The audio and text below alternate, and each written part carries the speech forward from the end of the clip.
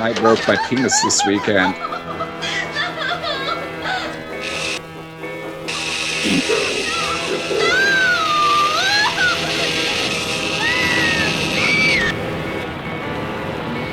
Deeper divide! I broke my penis this weekend. Nobody's Ted, gonna stop me from dancing. Ted, I am here to stop you from dancing. All right, I'm done dancing. Dancing You caught me. is forbidden. Ooh, is this Dexter season 3? It is, I believe, the movie Footloose. Dexter season 4, the I have prequel. I have never seen the movie Footloose, so I am extrapolating that from an audio sample that is used in the theme song to Aqua Teen Hunger Force. Oh, well, I mean, I was just talking about, you said Footloose, and in Footloose, Jonathan Lithgow plays the pastor or whatever of some church in some podunk ass town. I think so. Kevin Bacon moves to, and you just can't stop Kevin Bacon from dancing. Everybody knows that. I mean, there's 6 degrees of Kevin Bacon, and every one of them dance.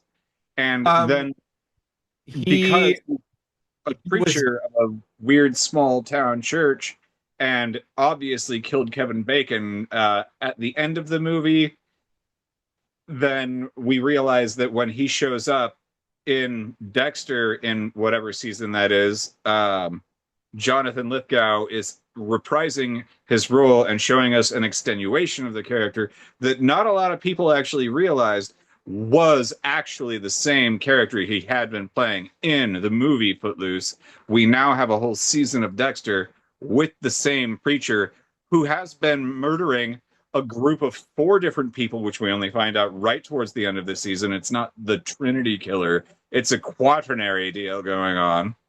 Then we understand that Jonathan Lithgow has had this character going for over 40 fucking years, and it is tits, dude. Tits. uh all I can say is that Mrs. Voorhees in Friday the 13th definitely stopped Kevin Bacon from dancing. No, he came back from that. I watched Dexter a long ass time ago, and I don't remember a lot of deets, but I do recall actually liking John Lithgow as the Trinity Killer. I don't really remember anything specific from that, but I just remember liking him and thinking that he was creepy. Uh, and he was a good. Each season of that show had like a sort of a big guest star, usually guest star killer, and he was, I think, probably the best one. Oh, he definitely was, but there was that scene where he turned to Dexter and said, I used to hang out with this guy named after a breakfast meat, but I dispatched him. And then that's where I tied it in because I don't remember that. oh man, sometimes I don't catch the real important details, but that one, when they actually did that, I was like, other people aren't gonna get that. You got to spell it out for some folks. Are you sure that he is the only guy that he ever hung out with who had the same name as a breakfast meat? Did you do your due diligence on that? Well, I mean, Matt, there's like about 30 years in between the 2 different roles that don't seem to be fully accounted for. And there's also all the stuff that they didn't show before he was already, a mid 30s, early 40s guy who does preachy stuff in the middle of nowhere. I You just know, there, mean there's a lot of there's a lot of really famous actors or actors who have been famous at least briefly during that period of time who you could say arguably have the names of breakfast meats. Like Tony Sausages, that guy from he was one of the kids from that Eric Stoltz movie, The Mask, and Mr. Ham, who has a um big dick in that advertising show, Mad Men. John yeah, Ham. yeah, John Hamm and Patrick Sizzling. I'm sure that you remember him from the third Nightmare on Elm Street movie. All I'm gonna, it's Matt, it's easy to miss because sizzling isn't really a breakfast meat anymore. But at the time, he was the youngest son of the sizzling breakfast meat dynasty, which has since crumbled. Obviously, we all know that. We remember the story. well, Uh, Scrapple. Most people don't want to talk about Scrapple because it rhymes with apple, and you might think it's a fruit, but in reality, it's cornmeal and bad fat I that mean, you turn into a loaf. it can contain meat, but that's not a breakfast meat. So Whoa, are Anthony you trying to say that Scrapple you doesn't don't count. remember your Scrapple and eggs? I have made Scrapple with ham hocks in it. Yeah, that was a mistake too, just like every Scrapple was. It's not for everyone. I don't think it's actually for anyone. I think it's a bad accident that some people just kept making because it was around. Well, I think cornmeal is cheap, and you look for ways to fill your belly, Yeah. and a little variety can sometimes go a long way. It's Yes, it's the same thing as a bowl of cornmeal mush, but it's a little different from a bowl Hey, of cornmeal mush. you know what? This is a first world problem in a dying first world country. So eventually I'm going to enjoy my Scrapple. It's Look, I will hunt for my Scrapple. it's the ramen of the 2020s. It's the ramen of the spam. No. It's the Silas is the Chad of S names. I mean, maybe. I don't know enough Silases to say that that's for sure true. Do yourself a favor and never meet the one that might be closest to you ever meeting. I don't think that that's ever going to happen. I'm pretty confident that that is not in the cards. I know. I just thought it was funny to say it, and So Ted, this is Depot Devoid, who the fuck and is? and we may be recording this conversation. I am Uh, fairly confident. If you look at what's going on right now, my name is not Tet. you can call yourself whatever you want, but when I write the description for this episode, I will probably call you Ted. No more Theodore for me. Understood. Understood. Renaming effort failed. Is your name Russell Thorne, recently escaped lunatic? No, no, I don't like going with that. I don't want to put the moniker in front of the fun. I'm recently escaped lunatic. It was weird that your parents put recently escaped lunatic as your middle name on your birth certificate. It's a Uh, good compound word. That's what you so, get when you come from Germany and you eat scrapple. ew, German Scrapple? Yep. Does that have people in it? Because, I assume if you're talking about a German, odds are you're talking about one of those German cannibals. Like the cool one that invited somebody over off of Craigslist. Is he the cool one? Well, I mean, as far as cannibals go, In where he the was like, "Hey, come on, guys! I've been eating this dude for 8 months, and I've got this paperwork where he said it was Yeah, fine." that's the most famous Fine. one.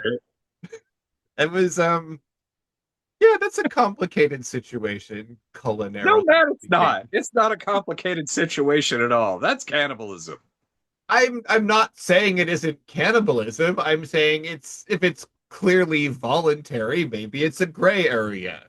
I personally not a fan. I I would not have answered that ad, and I would not go over to that guy's house for dinner. I'm just saying, like, what two people choose to do in the privacy of their own kitchen is maybe none of my business. Well, I mean, But that's accurate, but sometimes when it becomes known business, it's a scary thing. yeah, I mean it's definitely scary and gross and super creepy and really not in any way related to what we came here to talk about. We may have already gotten off topic, even having not yet broached the topic itself even once. Uh, so, to begin broaching said topic, uh, obliquely, Ted, what is your relationship with slasher movies generally? We're talking like the old school, like 1980s slasher movies. I saw all of the original Nightmare on Elm Street movies. Those were the core of my understanding of them. I've seen most of Nightmare the 13th Part 3. I have seen Halloween.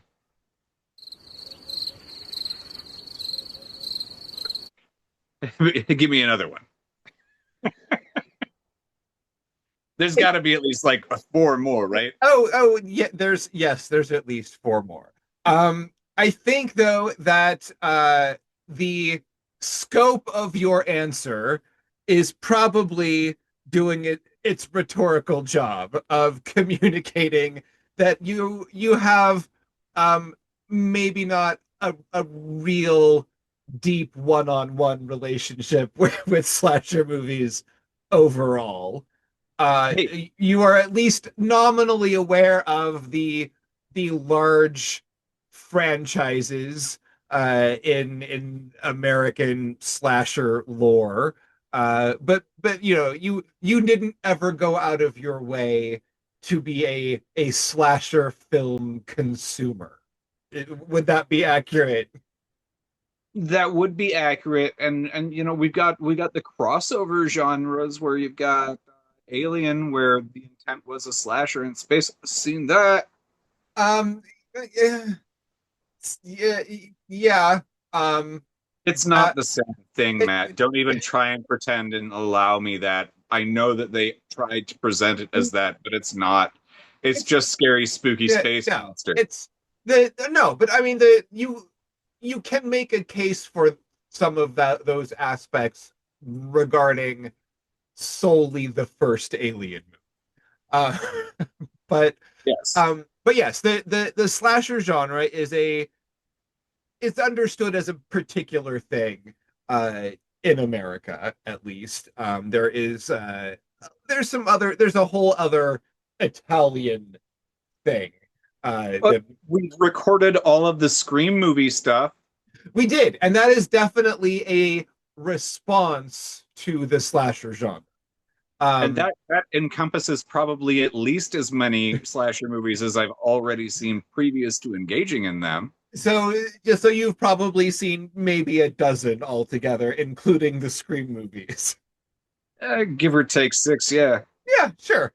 Because there are six Screams currently.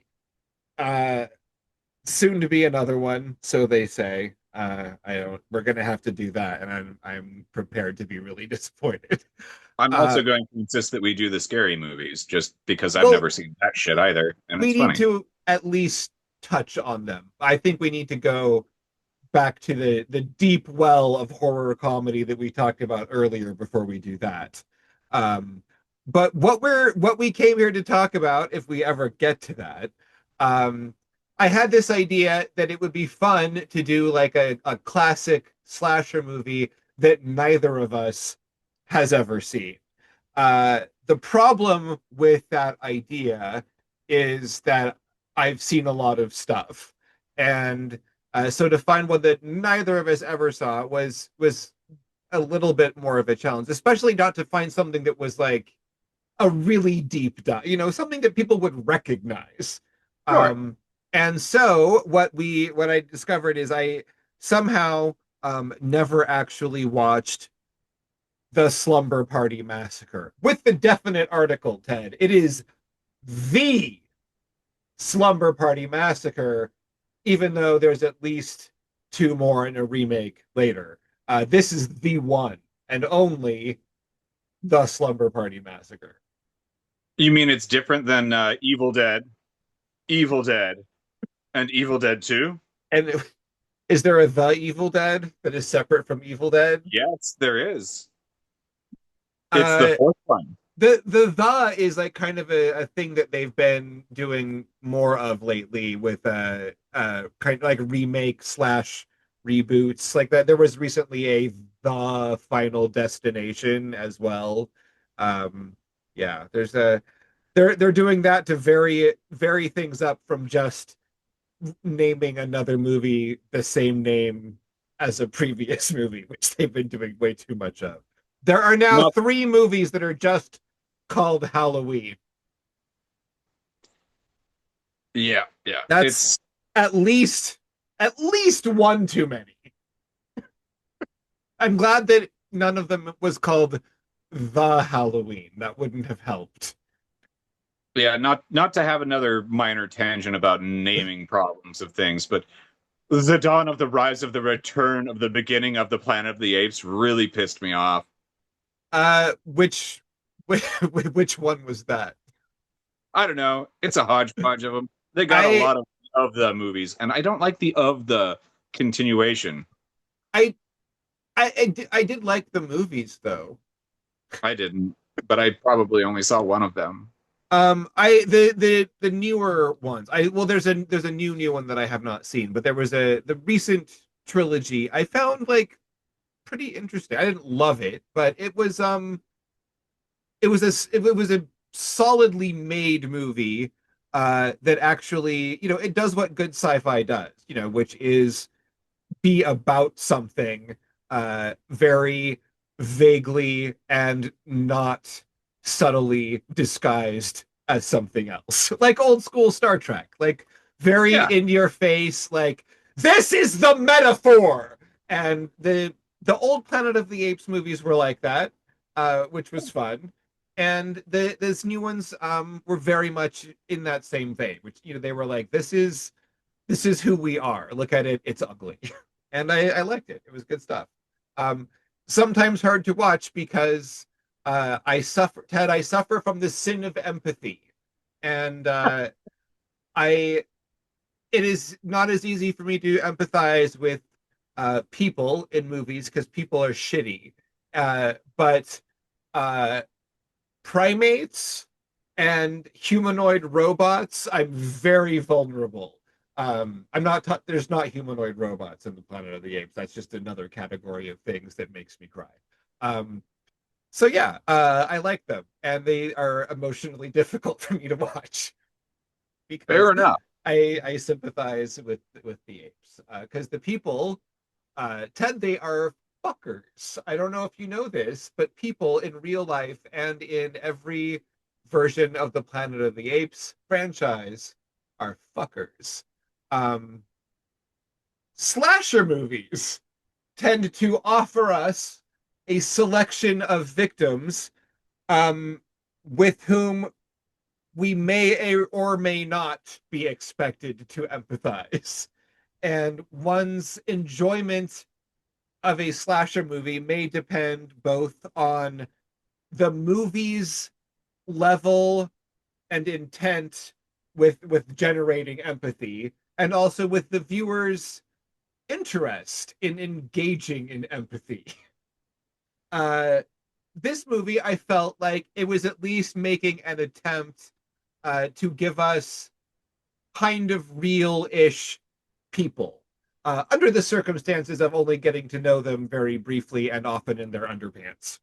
But given those constraints, you know, they felt a bit lived in, and not that I was desperate to save them or anything, but like I felt like I can give a shit about the girls in the Slumber Party Massacre, which you know that's something to be said for the Slumber Party Massacre. I mean, to be fair, you got to give a lot of credit where credit's due with this movie.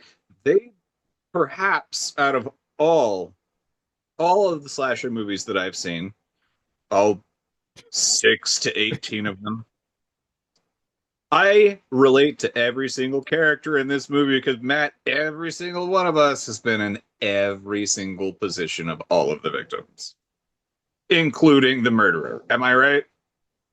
I think that we have all experienced the amount of love that it takes to do something like that.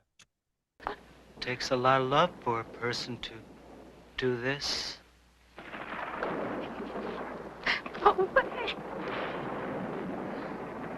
You know you want it. Call. Good call.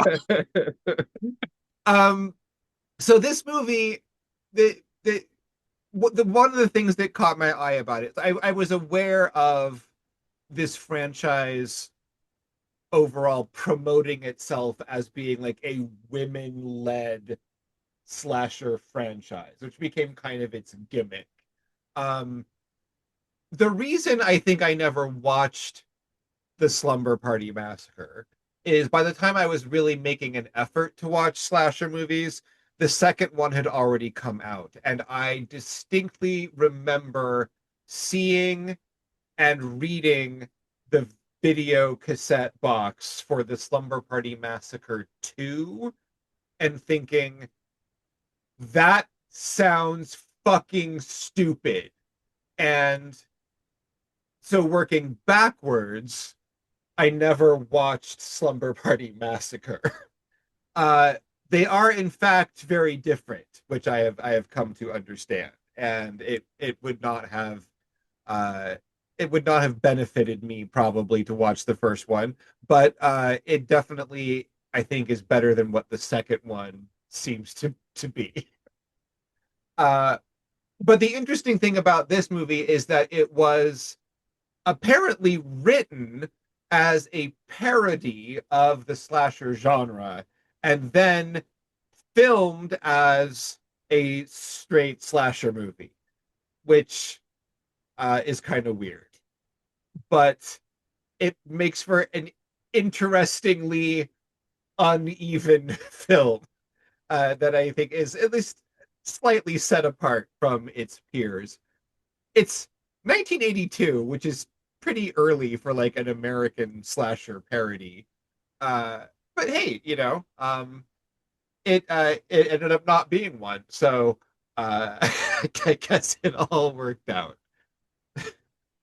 Yeah, one of the things that I really had fun with and a little bit of a problem with this movie is the murderer's weapon of choice, which based on like a few minutes of shadows before you see the weapon and the killer's face so fucking early in the movie where you don't have any mystery of any kind going on. Oh no, there's no mystery in this movie at all. Yeah. No, it's asinine. But I thought it was hedge trimmers, especially based on how much the blood was getting flung. It's like, does this guy have like electric hedge trimmers? Because obviously it's not gas powered, but it's also 1982. How much of this can I get behind without looking into when did we actually have electric power tools that are properly battery operated? And I did look into it, and yes, they had existed by 1982 for a long time, but the amount of battery charge and ability to use it if you're using a rechargeable battery core like that, it would have been a much larger and heavier tool, or it would not have done anything close to what we were seeing happening with that big ass drill. Okay, what if? Because the first thing he does is murder that phone repair lady and steal her van. Is it possible that there is a power source inside her work van that could charge the drill? Okay, yes, we could have a power inverter situation in there where we're running that to charge a fucking AC tool. That's why he lurks out there all day, because he has to keep recharging the drill every time he murders somebody. All right, fine. I will bestow upon you one fuck you. You made a good point. You made a really good Really good point. I didn't mean to. I was just being contrary. But you gave credit where credit was due, even if you didn't realize that, yes, that is a thing and it would make sense. They just never showed us anything like that in this movie. It might have been in the original script, but it just got thrown out with all the rewrites. Fucking There, stupid. this is, I Oh, mean, it's such a bad movie. it's a very typical slasher movie. It's of that of a classic structure. It's strange kind of knowing its comedy roots, and there are definitely moments left in the movie which are straight up gags, like comedy gags that are maybe played a little straighter than they would have been if they did it like Scary Movie, but they're clearly intended as comedy, uh, Yeah. which seem a little strange in the context of this actual movie. Um, but it's I can see why it had a bit of a cult following. Um, my problem with it is, for obvious reasons, uh, tits don't work on me. And if a slasher franchise seems to be mostly communicating to the world that it is a tits delivery system, then my engagement level is kind of low. Uh, so with this movie, its tone was comical enough and it was sort of knowing enough that I was engaged anyway, but it really is like it is very tits heavy, and it that is in some ways substituting for momentum. And see, I always thought that slasher movies, all of them, essentially, are just a tit delivery system. But there's other movies out there that I've found really entertaining where they play on that trope to get right at the beginning, like Cannibal Women in the Avocado Jungle of Death. There is one scene right at the beginning where you actually do see breasts, and a fair amount of them. And then they just keep teasing people who are interested in that to Yeah, come back never over and never over and over happens again. again. Never happens again.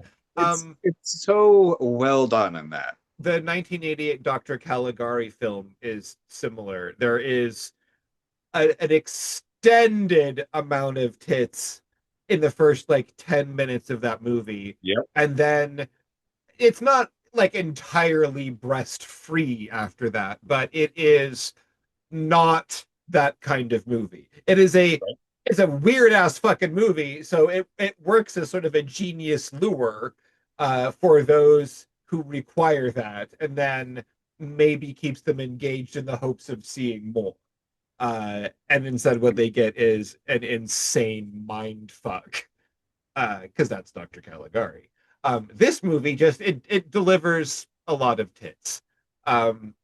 My primary interest in slasher movies, what really brought me in as a kid in that audience, was special effects, prosthetics, makeup. I was really interested in that, which is why I loved the Nightmare on Elm Street sequels so much, because they were just loony, but they had amazing weird latex sculptures, and that's what I was there for. And this movie has, it's none of that, which is fine. It is mostly a tits delivery system.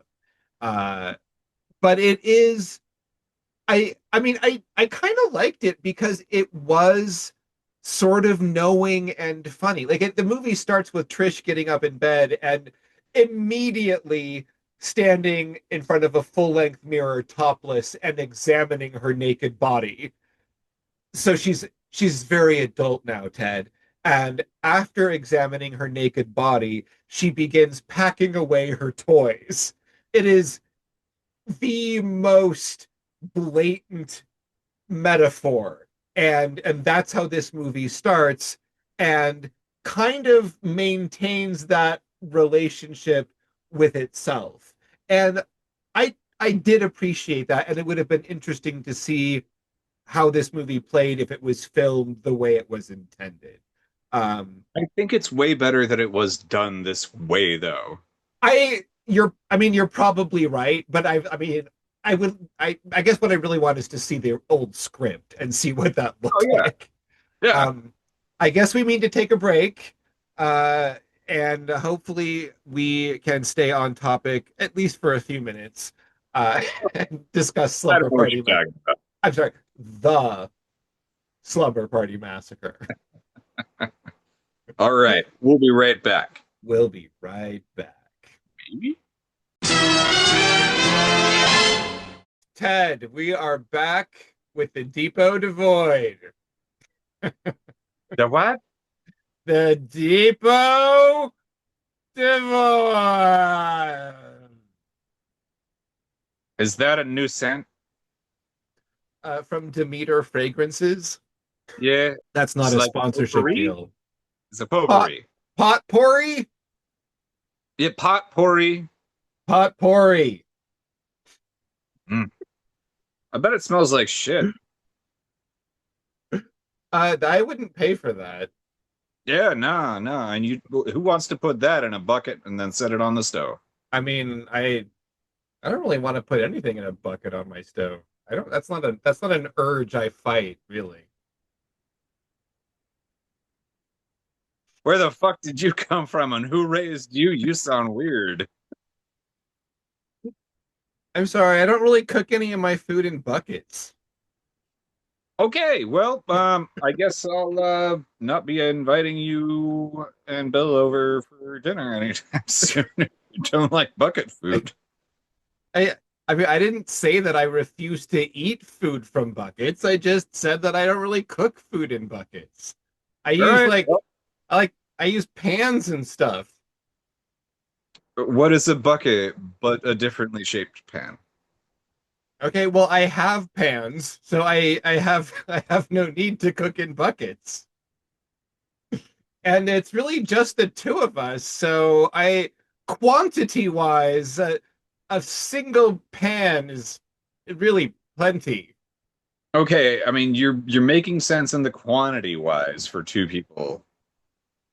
But what if the bucket will last you a whole year? Well, I mean that's all well and good, but I mean I don't need to do that much meal planning. But what if you have a I don't drill with a battery that's not capable of running a 1 3/4 inch, 28-inch long wood drill bit to kill kids?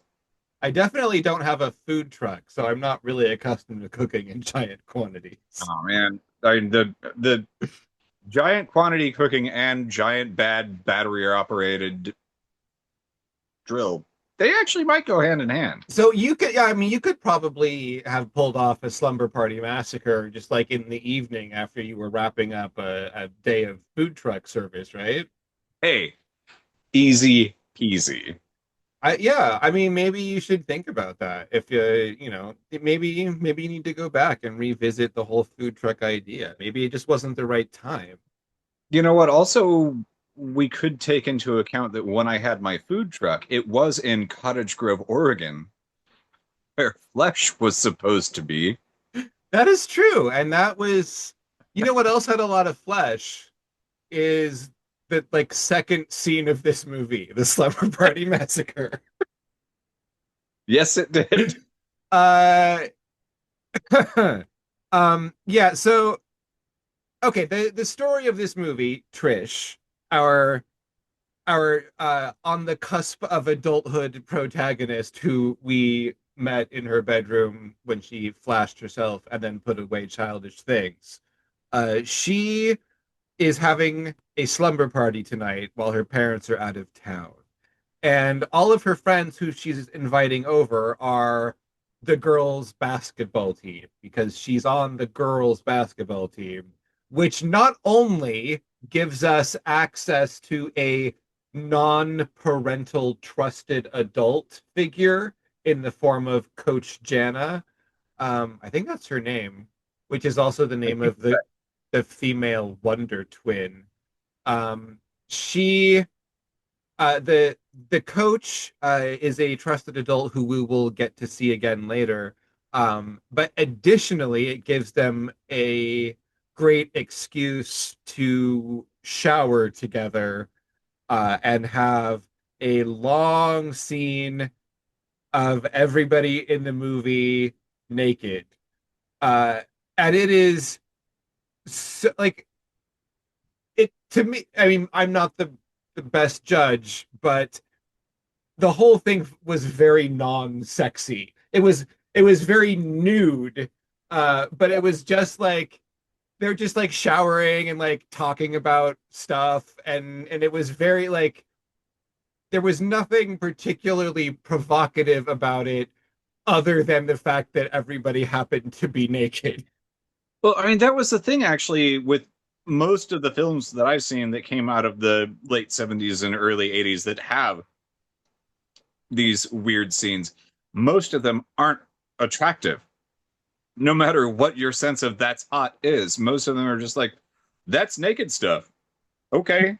But I feel like, and it's been a long time since I watched a lot of this genre and this time period. But even though, okay, yes, you are correct that in many of these movies there is very non-sexy nudity.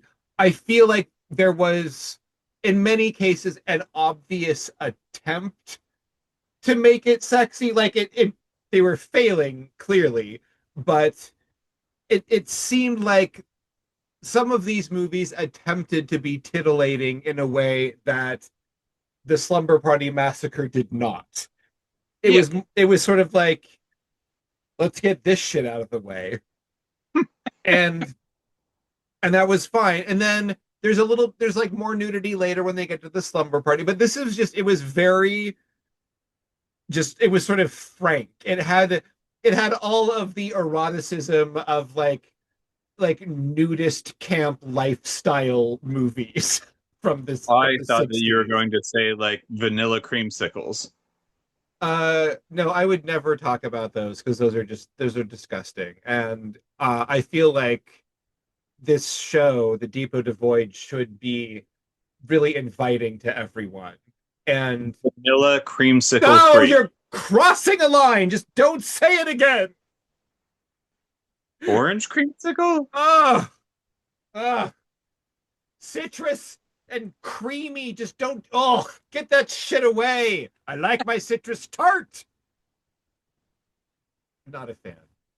Uh, I would definitely rather watch Slumber Party Massacre than eat a creamsicle if it came down to that. There were no creamsicles in this movie. There was some marijuana use, Ted. I was very shocked to see that these Wait, girls. wait. I didn't see anybody doing dabs. Uh, I saw no I gummies. I saw just very casual, in your face use of marijuana by Where? what I thought were supposed to be school athlete role models, these girls. And they first of all, What? she stole that marijuana from her brother. And so What? that means she's a I didn't thief. see anything like that. She's a thief. If you didn't see it, then you must be the next door neighbor, Mr. Content, who said he wouldn't say anything about what he saw. I saw no gummies, no dabs. This is the olden days, No, the there wasn't classic even a days. chocolate bar. I really prefer my marijuana in classic form. I'm just a pipe or bong guy for the most part. I I don't even know what you're talking about here, Matt. This movie came out the year that I was born, and I thought, what is this classic marijuana you're talking about? I thought it was all dabs, edibles, I have never dabbed. bullets. I've never eaten anything in my life. um, but no, I this movie definitely follows follows that pattern of getting a little too sexually frank and a little too free with the vices, and then getting dispatched by a psycho killer. But this this movie, it makes, here's an observation that I don't think any other film, book, play, or any kind of media has ever made before or since. Ted, there is perhaps a metaphorical relationship between the drill that the killer uses to murder the girls at the slumber party, and stay with me here because we're treading in totally uncharted territory.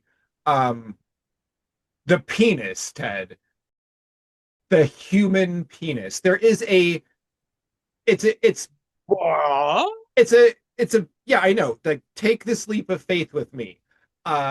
There is something a little bit. I believe the technical term. I had to look this up. Um, Phallic. It is a it's a it's a sort of a symbol, and it is also phallic. I guess maybe just for ease of communication, we could call it a phallic symbol. Is this like the person I knew named Felicity? Uh, how big was her dick? Grr. I didn't look. And how often did it need to be recharged?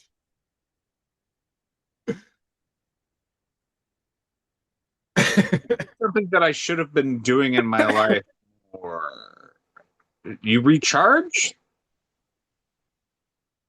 This this movie clearly takes a lot of delight in the whole phallic drill idea. There are a couple of honestly like beautifully framed shots. It's everything in this movie is super obvious. But the great shots of, like, behind the killer, like sort of like with his ass at the top of the screen and his spread legs as he stands there in his murder stance with the girl viewed between his legs, cowering against the wall with the huge drill bit dangling down right where his own bits would be. And Yeah. it's like I said, it's a little on the nose, uh but effective and funny. uh this movie, it's like it does have a sense of humor.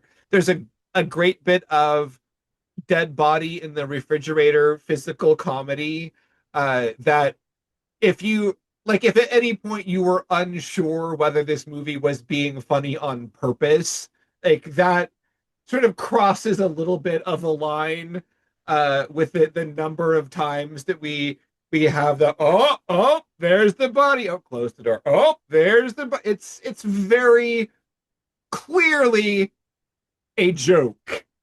We also have the character Valerie searching for a weapon in the basement and finding something that she can use, and running out to defend herself and her friends, not realizing that it's on a long extension cord and plugged in, and then she gets yanked back at the end with like an actual sort of boing sound effect. Um, not a not a super subtle movie. No, no. And Matt, it would be quite remiss if I weren't going to do a reverse size shaming right here. Because if he wasn't walking around with that big ass drill with a 2 foot long drill bit, don't you think it would have been like a much better weapon to wield in these small territories? I mean, he probably would have been better off if he hadn't been like, oh man, I really want to overcompensate with this big ass dick of mine. Well, I think that that baby's got a whole lot of love, and He really needed something that expressed the full length and depth of his affections. It takes a lot. Yeah, and this movie, as you might expect, ultimately gets to the point where the killer gets symbolically castrated by having his drill bit chopped. It's sort of delightful. Um, I was a little okay. So there's the dynamic of this movie is we set up a couple of different things. We have the close knit group of friends who are all on the basketball team together. We have a couple of boys who are super into them, who clumsily try to engage them through stupid teenage boy shenanigans and get themselves killed in the process. And we have Valerie, who's the new girl, who also lives next door to Trish. So she is invited by Trish, but then kind of overhears the other girls talking about how they don't want her to be there. So as the movie goes on, we cut back and forth between what's happening at the party and what's happening next door with Valerie and her little sister Courtney, who she's kind of babysitting. I mean, they're hanging out. It's not really babysitting. She's like, 15 or 16. Um, but it's like it's good. First of all, it's good character work for a horror movie, for like a slasher movie. Like we actually get some um feeling kind of lived in relationships. It was all right. I like the Valerie and her little sister scenes are sort of playful, sort of insulting, they're fucking with each other. Like it feels like a sibling relationship. It's Yeah, sort it of cute. works. It's sweet. Um what I thought was super weird is, I mean, obviously you go into this knowing that the climax is going to bring these two stories together. Um, but what's weird is that all of the girls at the party, they're the ones who endure the ordeal of the stalker who is killing everyone. And then Valerie comes in at the end and she's the one who actually does all of the killing of the killer. Like everything that happens to him is Valerie's work. And that just seemed really weird. Like I It like does. I like Valerie. I like the characters, but it was weird that like she's the like Trish is the one who earned that, right? Like it's her house, it's her party, it's her That's friends part of who have why it's been, the comedy. yeah, it's like We lost something in the translation there. There was something that happened at the party in the actual original script where it got twisted and it's like, no, I'm going to save the day, not you. it's yeah, it definitely it felt like there was something that like some linchpin that got lost Yep. because it is a very weird distribution of violence at the end of the movie. Well, uh when the final girl switches to somebody else like that, yeah, yeah. And it's, I mean, we've been following her story the whole time. It's not like she was absent from the movie, but she wasn't part of any of this. And I don't know, yeah, it definitely seems like if that's how you're going to play it out, like there should have been some like on-screen reason for this, because it seems like you're making some kind of point that I don't quite understand. right? But again, I like them. These were cool girls. I would have, I would follow their story if Slumber Party Massacre 2 had been about the survivors of this movie. Right? I would have been much more interested. Here's what I found out though. So character-wise, there is a connection because the main girl supposedly of Slumber Party Massacre 2 is Courtney, the now senior in high school little sister of Valerie from the girl next door. Not the same actress. The actress who played Courtney never did anything else, according to the Internet Movie Database. Um, I guess the sequel has Valerie written as being in an insane asylum. So she's like not in the movie. And also, it completely rewrites who the killer of Slumber Party Massacre is. Like, it apparently sets it in the same continuity, but also changes everything. And in fact, reshoots scenes from the climax of Slumber Party Massacre with the new actress playing Courtney and the new killer who, like, they just made up and have that killer in Slumber Party Massacre too. Like, wouldn't it? I couldn't they have just made it like the son of Russell Thorne or whatever, instead of changing it? Just like, what is the point of making a sequel if you like literally change everything that happened in the first one? Evil Dead, Evil Dead 2. Yes, exactly. Um, yeah, I don't know. The other week, and it's been like 2.5 weeks. Bunch of shit's getting in the way of recording sometimes right now, which is unfortunate. But I've been trying to watch this movie and get it done, and finally got it done. But one morning, after I brought Erica to work, I was trying to watch the movie, and I loaded it up on a TV over here, and I turned out to accidentally have started Slumber Party Massacre 2. Uh, I think I got like 8 or 10 minutes into it, and I was like, this is not right. But to be fair to me, I was trying to like feed some cats and also be like getting ready for work and whatnot. But it was like 8 or 10 minutes. I was like, I am absolutely not watching the thing that I watched. Hit pause and was like, ah, well, fuck. Okay. Yeah. Nope, not the same. Yeah, I watched, I think, probably about 10 minutes of Slumber Party Massacre 2, just out of curiosity. I have Night Flight, and it's streaming on Night Flight. It did not really hold my interest. Huh? There was a clock. Oh, nice. That was literally the most noticeable part that I had when I was like, this doesn't remind me of anything. It didn't, none of it really made an impression. It just kind of existed at me. Yeah. Yeah. Apparently the three Slumber Party Massacre movies are all credited as being written and directed by women, and I'm not sure to what extent that matters. The first one being intended as commentary to some extent.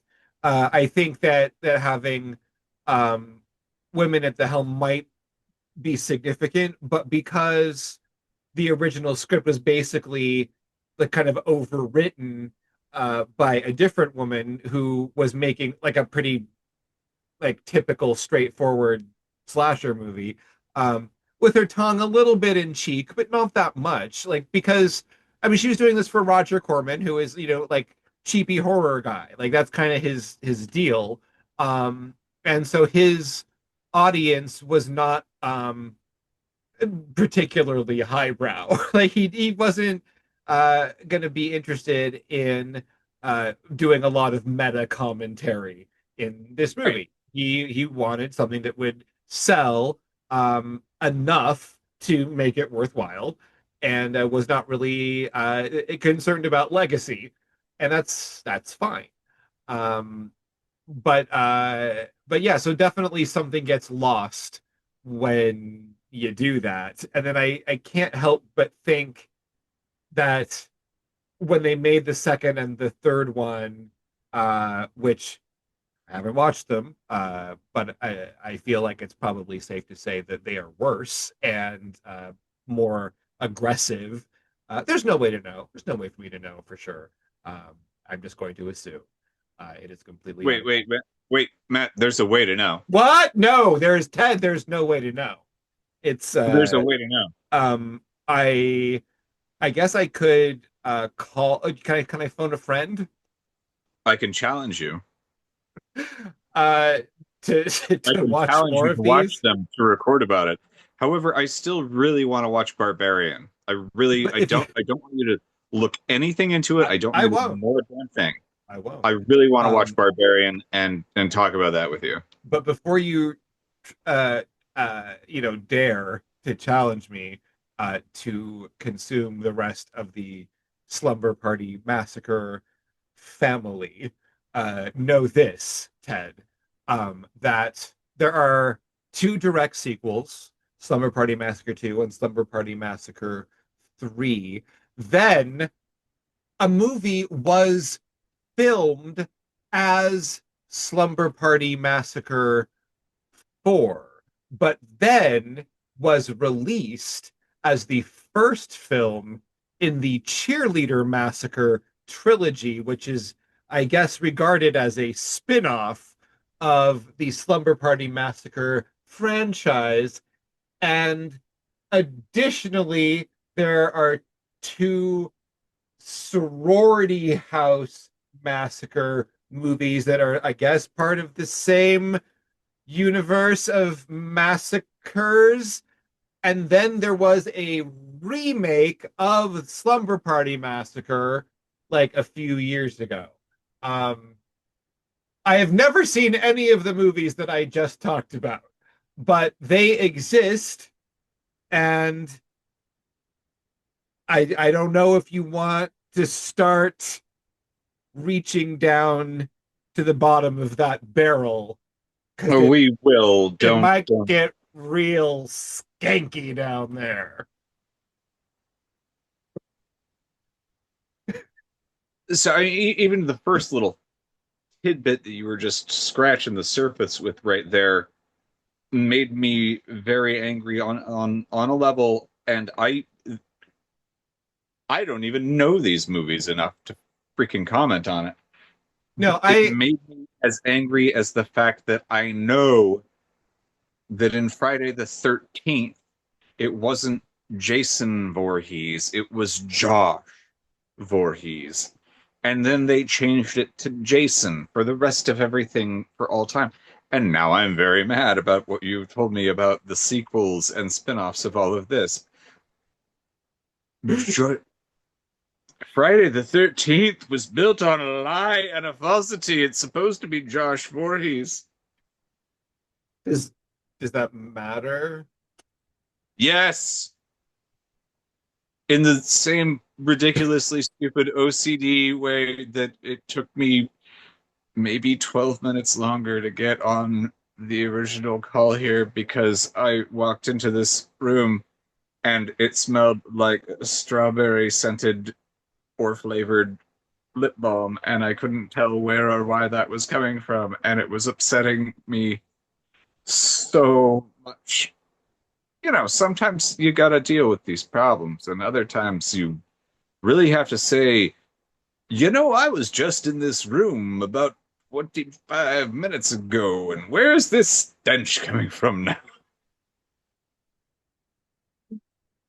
Did you Oh, find the real bit. did you find the strawberry lip balm? I know where the stink is coming from. I haven't addressed it yet. Because I wasn't going to leave you waiting any longer. Is it a secret stash of Twizzlers? There's a box with various old medicine in it, and one of the things is a cough drop situation, and one of the other ones is coming out of some other strange cough syrup thing that maybe sprung a little bit of a leak in the heat. Yum. Yeah, so now, I am being assaulted nasally with this horrible smell. Well, while you are dizzy with the fumes, quickly answer this question. Why is the Slumber Party Massacre the greatest movie of all time? Because despite the fact that they shit the bed 2 seconds later, I thought that they were using the wrong tool, and the sound that it made just clickety clickety doesn't even sound like a drill. It sounds like a fucking electrical powered hedge trimmer, and I have one that I bought for trimming the hedges and everything at our brother's house when I was trying to get his yard up and ready for doing things. So I know these sounds. So Arlie. what I'm hearing is that you think that this is the greatest movie of all time because for a brief moment, you thought that you had the same murder weapon as the Slumber Party Massacre killer, and therefore you thought that perhaps a real life Slumber Party Massacre could be in your future. Are you trying to say in my future or already done did? I I assume that in the moment where you were thinking this, it was in your future. Now, as to whether it is now in your past, like, I don't know. I haven't read the local newspapers from where you live. But I assume at this time of year, like, there are probably some slumber parties going on. I'm just going to go this route, Matt. If I was going to go out and be a single time murderer or a double time murderer or become a serial killer, I would not actually choose the drill or a hedge trimmer as a weapon of choice because that's not going to get you anywhere smart very fast or for very long. Um, this movie's not the greatest movie of all time. They done did fuck up. RoboCop, RoboCop's better. RoboCop's better. But what is this movie actually about?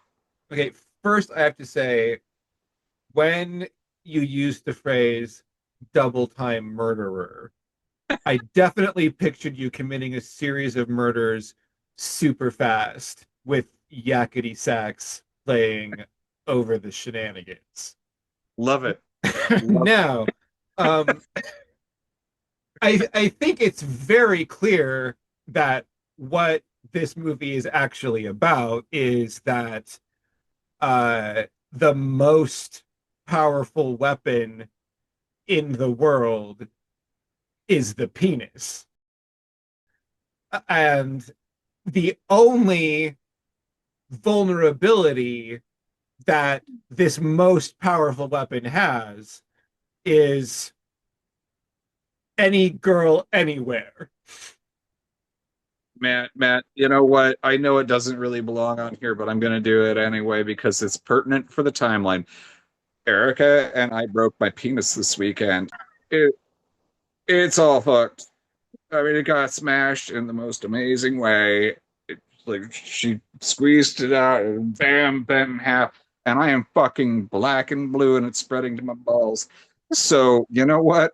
The most powerful weapon in the world. It's sometimes the dick don't work. Not Sometimes your penis. Sometimes it gets bent back and smashed inside and turned all sorts of crazy ass colors. Sometimes my arms bend back.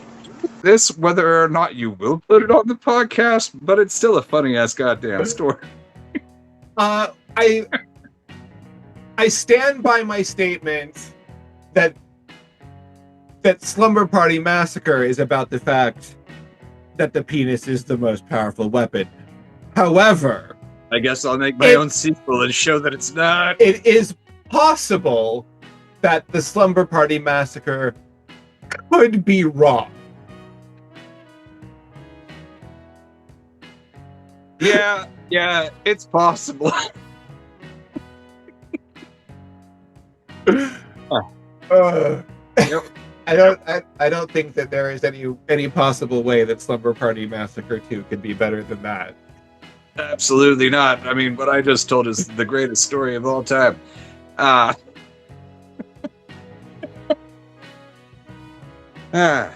Yep. All right, well, I really hope that this recorded. Yeah, I mean, because that's comedy gold. Well, I love you, Matt. I love you too, Ted. I hope that your penis survives long enough for at least one more Slumber Party Massacre in your future. I'm sure. There's probably a drill in the next one. We'll find out. It cannot end this way. Well played. All right. Until next time. Until next time. This has been the Depot Devoid. Still waiting for the next thought train now. I love you, Matt. I love you too, Ted. Have a wonderful night. You as well. The Depot Devoid is that place your mind goes when you've lost your train of thought, but you haven't found a new one. The Depot Devoid podcast is hosted by Matt Fagan and Ted Fagan. Depot Devoid is not hosted by Ian Fagan because he died and we miss him. Find our full video episodes at Depot Devoid Podcast on YouTube. On social media, you can find us at Depot Devoid Podcast on Blue Sky, and for now, still on Facebook and Instagram. Or you can email us at depotdevoidpodcast@gmail.com. And of course, you can listen to the show on all of your favorite podcast platforms. It cannot end this way!